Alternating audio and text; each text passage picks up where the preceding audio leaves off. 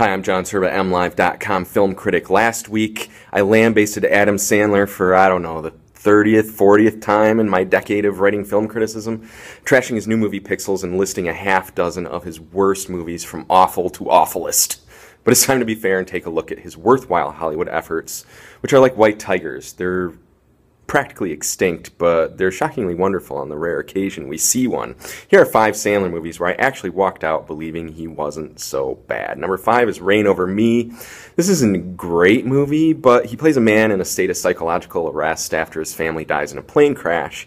And while his weepy scenes show his limitations as an actor, at least he showed some ambition to try a character outside his normal wheelhouse, which is something he doesn't even really bother to do anymore. Number 4, Happy Gilmore and Billy Madison. I lumped these two together because they're essentially the same movie. He plays jerks in a permanent state of arrested development, a successful template he shamelessly exploited for, I don't know, 2 decades, beating the dead horse into dust. So although these movies are pretty funny, and some people consider them comedy classics, you know, they started his path to awfulness, and I look back on these as a mixed bag. Number 3, Spanglish.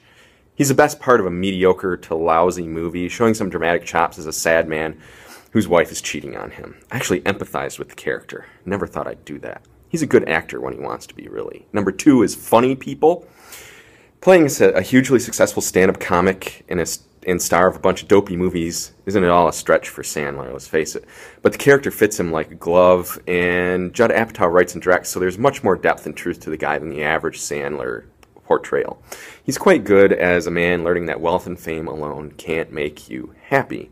Unfortunately, he didn't turn his own career around and do better things with it. Number 1 is PunchDrunk Love. Of course, this is the bright spot most often cited when discussing Sandler's career. Writer and director Paul Thomas Anderson cast him as a man with significant rage issues, but don't confuse it with his other movie on that topic, Anger Management, which was dumb. This one is smart, offbeat, and his performance is really dark and unsettling. It's a portrait of obsession and unrecognized psychosis. I don't know if he'll ever give a better performance. Thanks for watching.